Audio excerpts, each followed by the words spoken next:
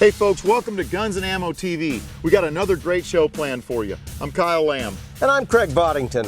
This week at the range, we're going to take a look at the Ruger Scout Rifle, a great platform now available with threaded barrel. In another At the Range segment, we're also going to take a look at Leupold's Carbine Optic. It's their red dot sight. It's awesome. Oh, absolutely. And in Silence is Golden, we're going to take a look at options and suppressors. It's amazing how many platforms can be properly suppressed. All right, Craig, don't go anywhere. We're coming right back with a great show. Stay with us. At the Range is brought to you by GalleryofGuns.com.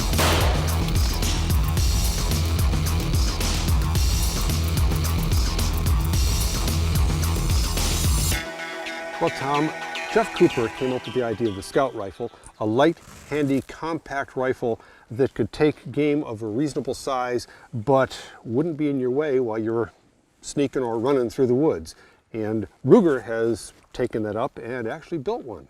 Absolutely. This is the Gunsight Scout Rifle. You can see it was a collaboration between Ruger and Gunsight.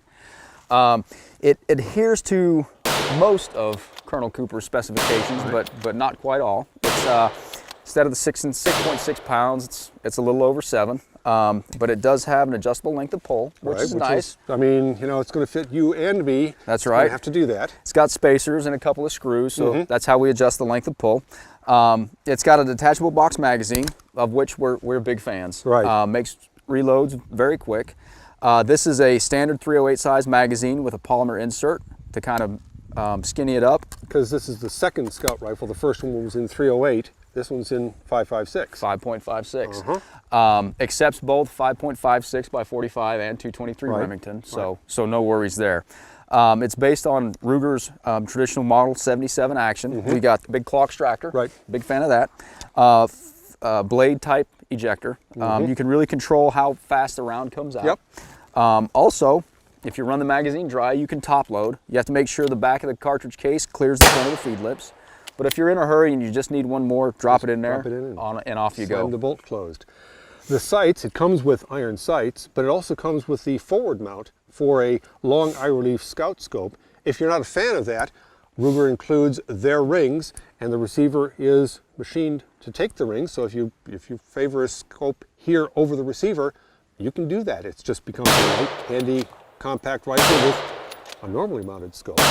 And then out front, with the iron sights here, it has a Mini 14 style flash hider that is threaded, because you can take the flash hider off and you can put a suppressor on the end. And if you really want to be low profile, it's hard to beat being quiet. Yeah, well, and it just gives you options, a lot of options. Muzzle devices, suppressors, where you want to mount the scope. The barrel's 16 inches long, and it's got a 1-to-8 twist, so it'll take everything from the light barrels all the way up to the 77 grainers. It's a great rifle, kind of a general purpose, do it all for whatever application you might need.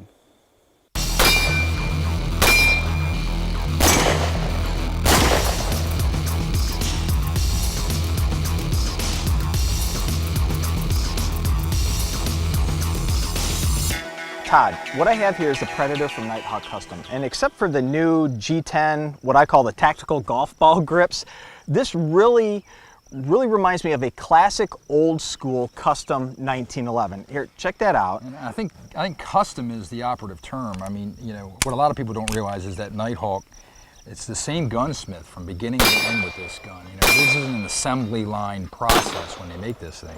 One guy is walking this through, creating this from front to back.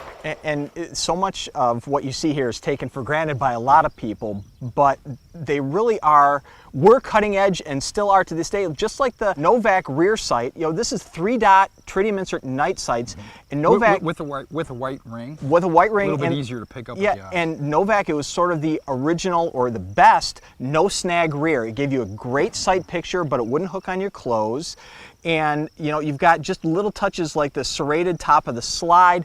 The back of the slide is checkered. I mean, and old gunsmiths used to do that to reduce glare off the back of the slide. Bushingless, you know, so less wobble. Yeah, and a tight lockup every single time. You got, you know, one less piece in the gun that you got to worry about. Full-length guide rod.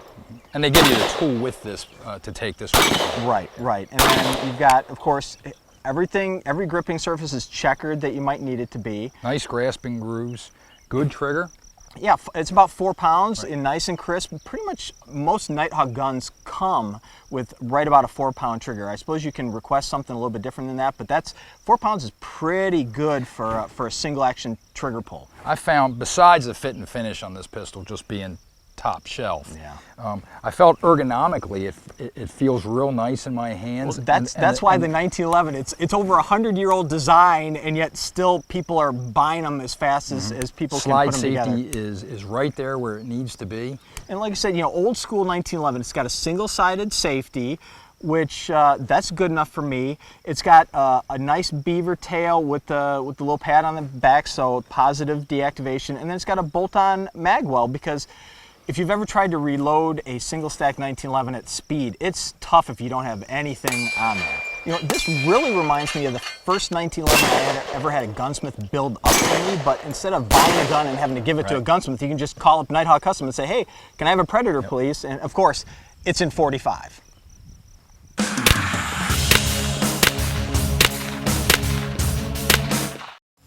Guns and Ammo is brought to you by Walther.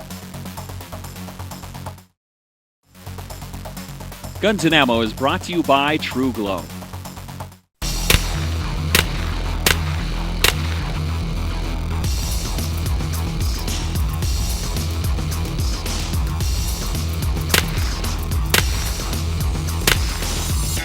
In this week's At the Range segment, I'm here with Craig Boddington. We're at the site in Illinois, and we're going to talk a little bit about Leupold's Carbine Optic. Craig, tell us a little bit about this new sight. I also call it the LCO, but it's Leupold's Carbine Optic, and it's designed for carbine use. It's a red dot sight, but it's got some great features. It has a readily accessible intensity dial where you can go from a 1-minute little red dot all the way up to for larger targets and faster use. Fantastic. It's a half-minute adjustment. The adjustments for elevation and windage are very easily accessible. On-off switch is located right here in the center of your dial. That's right. It also has a feature that if you lay the weapon down, it'll actually go to sleep. The sight will go to sleep, and as soon as you touch it, it's going to turn back on. So that helps to conserve battery life, which it has a CR1 that mounts sideways here. And they say the battery life is 5 years. I'd probably change them a bit more often than that, but that's pretty cool. That's great battery life. And if you're keeping the weapon at the ready, a lot of them have a cavity where they're actually, if you're standing in the rain, it can fill with rainwater. This one actually has gutters so that it just is going to sluice right off. That's a good feature. It really is.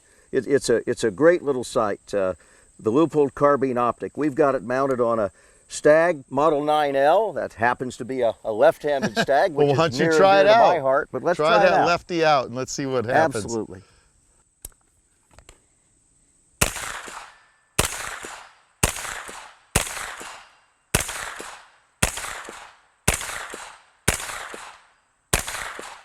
Seems to work pretty good.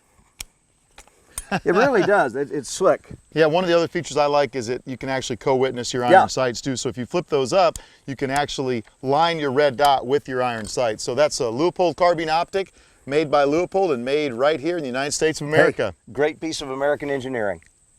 In this week's segment for Silence is Golden, you might be surprised how many options are available from 22 to 12 gauge.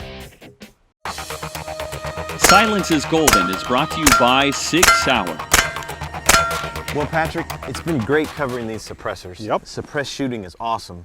But yeah, I'm not sure that the average viewer knows exactly how many options there are available. So I thought it might be cool for us to kind of go over some of those options.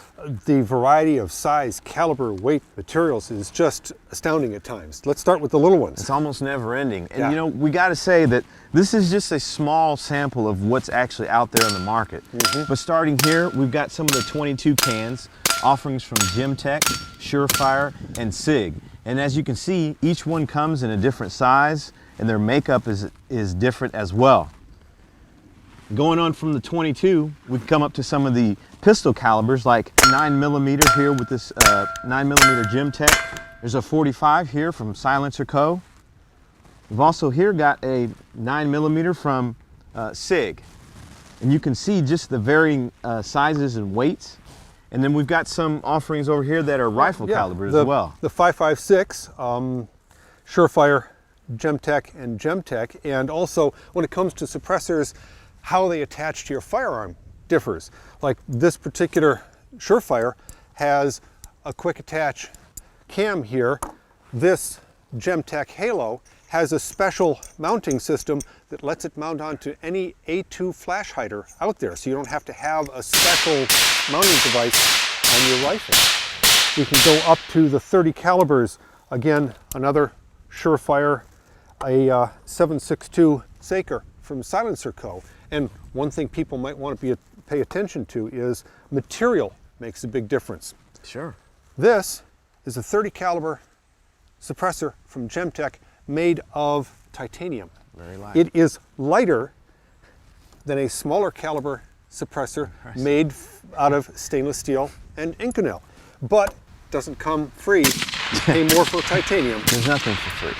When we're looking at some of the larger caliber cans, you've got a 7.62, you can actually shoot a 5.56 round through that as well. You can use any smaller caliber, smaller bullet diameter or smaller case capacity on a suppressor of a given caliber. So if you have this Silencer Co.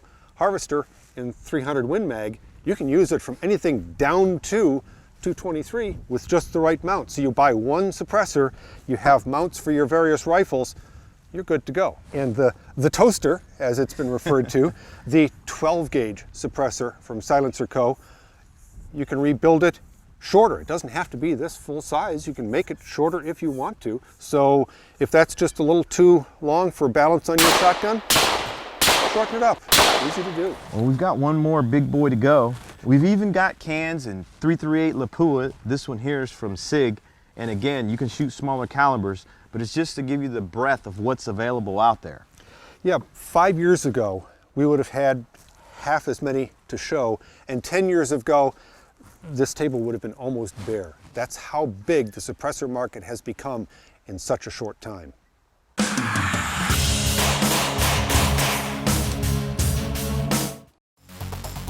Guns and Ammo is brought to you by Ruger.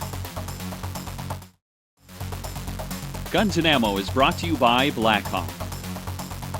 Hey, I carried the Beretta M9 for the last 20 years of my Marine Corps career, but the M9 is just one of a family of great Beretta pistols. And this week's Banking on Beretta M9 M92, Richard Nance and Ernest Langdon are going to take us through the M9 family. Counting on Beretta's M9 is brought to you by Beretta. Ernie, I see quite an array of Beretta pistols here, and they look so much alike I would bet that they're related. And you could probably explain to us the differences and how they're related. Yeah, I'd love to, and it's really interesting that we're sitting here talking about all these Berettas on the 30th anniversary of the M9. A lot of Berettas out there, 40 years of history behind the 92 here. So we're going to start from the time that Beretta won the contract with the M9. And so this is the original, or a version of the original M9 as we know it in the military now. It's in a ton of service and a lot of popularity in both the civilian world as well in law enforcement as well. And that probably gave Beretta just a ton of credibility when they got that huge military contract. Right? Absolutely, it did. It was a huge win for Beretta, huge win for 9mm, and so we've seen a lot of growth since then. So what has happened is there's been several variants of the gun that have come out since then. Now this is the M9A1, okay, which is an evolution of the gun, kind of sparked by some requirements that the Marine Corps had for a newer version with some new capabilities. The light rail, some checkering on the front and the back strap, and beveling on the magazine well. So this was in response to the military's requests to make the pistol a little more user-friendly for their needs. Correct. Yeah. They had some specific requirements for an evolution of the M9. Cool. Now since then, Beretta Italy has developed the 92A1. Okay. So it's like the 92 that most people know, and the 92 and the M9 are basically the same guns, if you will.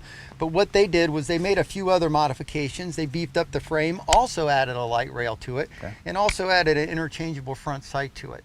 And really what it did was, the reason they did it was because the 96, if you will, they wanted to beef it up and make the gun really durable for use with 40 caliber. The 40 Smith & Wesson cartridge, as we know, is a lot more abusive. Sure.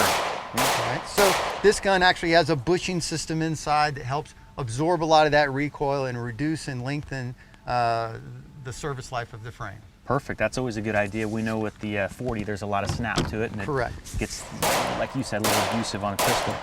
What is this configuration here we have? So this one here at the end is actually my personal gun. Okay. This is actually a Wilson Combat customized Beretta. Interesting. So this one is kind of a combination of all of these guns. It's the M9A1 frame, but this particular one has dovetail sights, set of Wilson custom sights on it. It also is what we refer to as the G configuration, and what that means is it has a decocker that springs back to the fire position. And it's very popular in certain circles. It was very popular with law enforcement and some international military organizations as well. And so basically when you decock the gun, it doesn't stay on safe like the M9 and the M9. And is that something that comes from the factory like that, or is that an aftermarket modification? So this particular one is actually a factory version of that G decocker, but Wilson Combat can convert an F into a G model as a custom modification for the gun. Great. So even though these look alike at a glance, there are some pretty considerable differences. There are. And it all started with the M9. That's correct. It all started with the M9, and here we are today with a lot of availability and a lot of variations on that model gun.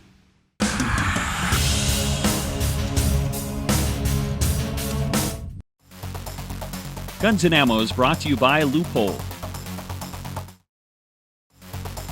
Guns and Ammo is brought to you by Laser Light. A repeating rifle couldn't very well be a repeater unless you had some way to keep the extra rounds in the rifle. In this week's Rifle Revolution, we're going to talk about the evolution of the magazine. Rifle Revolution is brought to you by Stag Arms.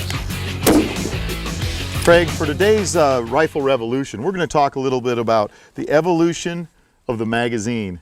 Now, I'm a big AR guy, and I know what I have, but it's really interesting when we start to look back at rifles like the Savage Model 99. I tell you what, we've come a long way. You know, the first effective repeaters came around just about the beginning of the American Civil War, and they were actually tubular magazine. And even the first military rifles, like the French Lebel, was also a tubular magazine rifle. But pretty quickly, about in the 1880s, we started to see the internal box magazine. Right. And they weren't detachable, but there were lots of ways to go. The Savage 99, for instance, this is a rotary magazine where the cartridges are actually held in a spool and they feed up in a circle. And this one actually has a cartridge counter there. That's crazy. Can you imagine that? Yeah, that's really neat. So you know exactly where you are. And the Mauser system, of course, had an internal box magazine that was staggered.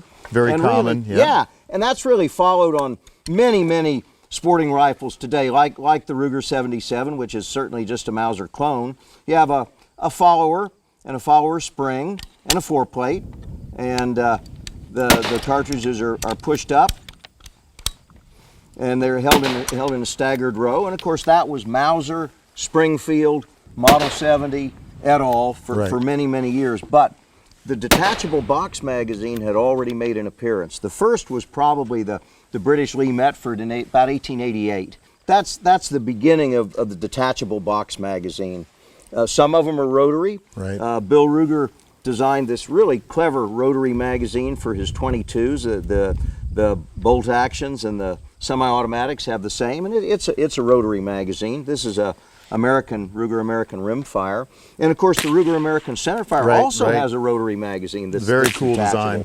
And you have simple inline clip magazines. This one's for a 22, and there's millions of guns out there that have a magazine like that. But really, the detachable box magazine, that was the enabler for what we have today, for the firepower we have today. But hey, it's not new. Right. The Browning automatic rifle goes back to 1918. It had a 20-round box magazine, so that's been around for a long time. But I tell you, the AR magazines we have today are a lot more reliable than they used to be. Yeah, and these are really something. The aluminum magazines, I still really like the aluminum mags, but the last couple of years, what's really come on hard has been the polymer mags. Yeah. And several reasons. One, they're very inexpensive, so $15 to $18 you can buy a magazine. They're lightweight, They hold 30 rounds. This is a Troy Battle Mag. This is a Magpul mag with a window in it, and they work really well. That's like a cartridge counter, isn't it? Absolutely. But hey, it's great,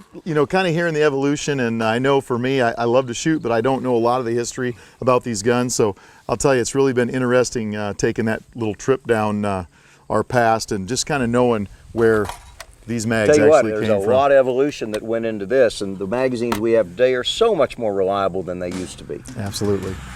Hey, thanks for being with us, Kyle. That was another great show. Absolutely. You know, in Rifle Revolution, I was amazed to find out that the Savage 99 had a rotary magazine as well as a counter. Now, that's innovation from quite a while ago. Oh man, for its day. And in Silence is Golden, I didn't really realize you could suppress that many platforms, all the way from 22 to 12 gauge. Wow. 12 gauge suppressor, that's pretty cool. Yeah. Hey folks, this week, if you would, please go out, find yourself a newsstand and get Guns and Ammo magazine. Also check us out online at gunsandammo.com. We'll see you at the range. Closed captioning is brought to you by Arms Corps.